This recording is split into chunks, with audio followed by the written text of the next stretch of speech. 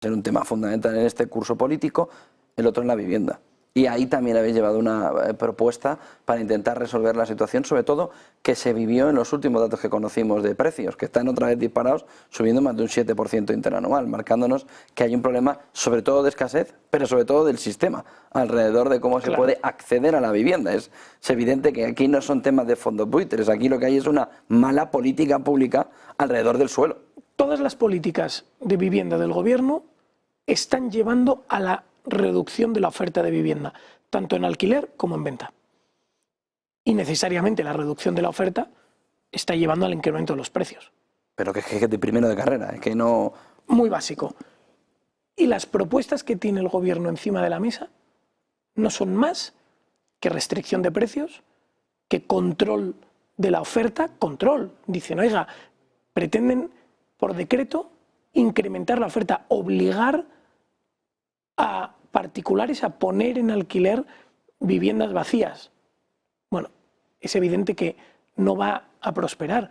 En todos los países del mundo en los que se han llevado a cabo estas políticas, el resultado siempre es el mismo, que es un encarecimiento y una dificultad del acceso a la vivienda.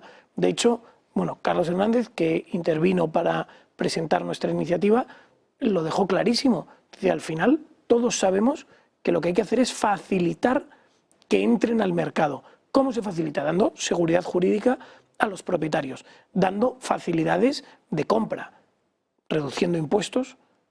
La compra de vivienda a día de hoy está gravada bien por IVA, bien por ITP. Es absurdo. Reduzcamos, eliminemos los impuestos para la adquisición de la primera vivienda.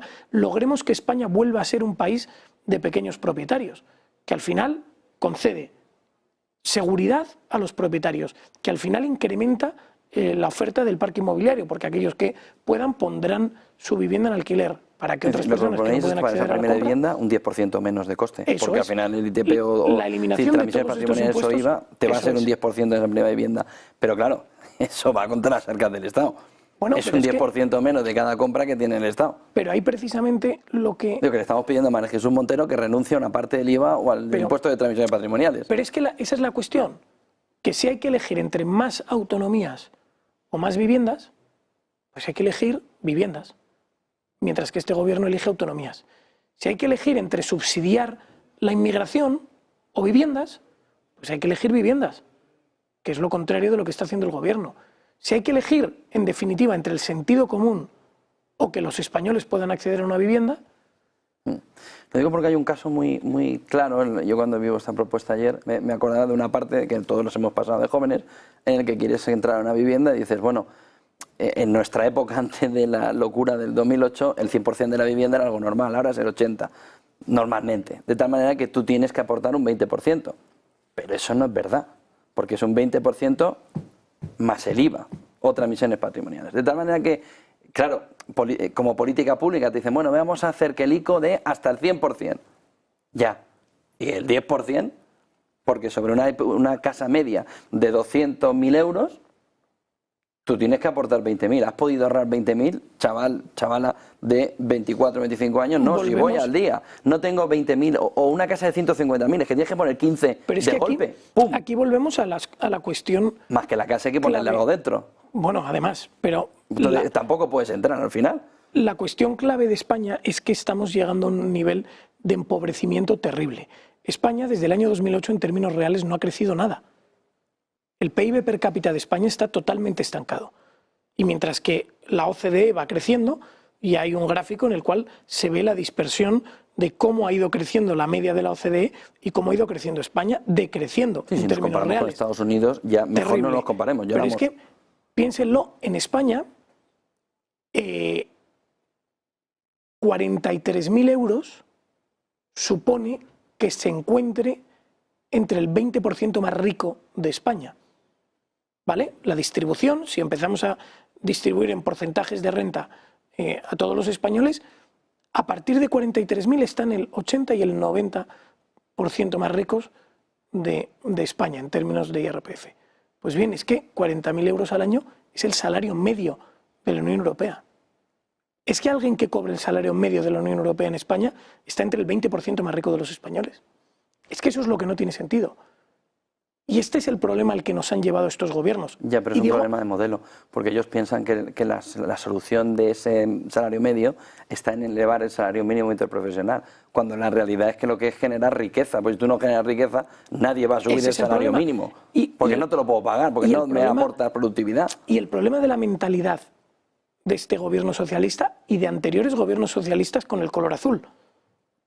Porque España lleva gobernada por un socialismo todos los años de democracia. Unos con el color rojo y otros con el color azul, que al final lo que hacen es fraguar o hacer que fraguen y se solidifiquen las propuestas de los del color rojo. Pero al final la mentalidad es quitar de un sitio para poner en otro.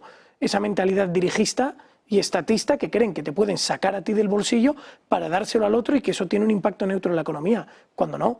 Vemos cómo están lastrando el crecimiento de las empresas, vemos cómo la pequeña y mediana empresa y las empresas familiares en España no crecen a los niveles que crecen en otros países, vemos cómo al final la subsistencia y la pervivencia de las empresas en España y la edad media es menor que en otros países, los concursos de acreedores son superiores en España que en otros países y al final ese es el problema. Que si no consolidamos la economía en España, si no permitimos que se genere riqueza en España, si no protegemos a quienes crean valor en España, difícilmente lograremos que todo el sistema económico español vaya creciendo. Y esa es la mentalidad que no tienen. Ellos están en dirigir, en quitarle a uno para darle al otro, en atacar a los Lamborghinis, en atacar a no sé qué. No sé si se han comprado 35 Lamborghinis en el año. Sí, si bueno, esos son los ricos, pero que dejen el problema. Atacan eso y no atacan el Falcon. Porque al final ellos lo que consideran es que mientras sea el Estado, mientras sean los políticos los que decidan... Si lo compra el Lamborghini el Estado ya no hay problema. Ahí no habría ningún problema, claro. Y mientras ellos tengan cogido el control del sistema económico, siempre ganan ellos. Siempre gana esa casta política. Entonces, da igual atacar al Lamborghini que atacar al Ibiza. ¿Sabes? Porque siempre ganan ellos, gana la banca. Gana la casta política que gobierna España desde hace décadas. Ese es el problema. Y eso es lo que no ven.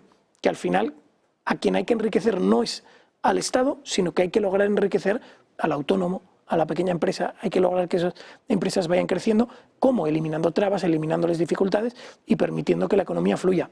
Y en esa situación, pues lograríamos que los sueldos medios en España, no los mínimos, los medios, creciesen y que con eso se incrementase, pues eso, la riqueza disponible de cada español.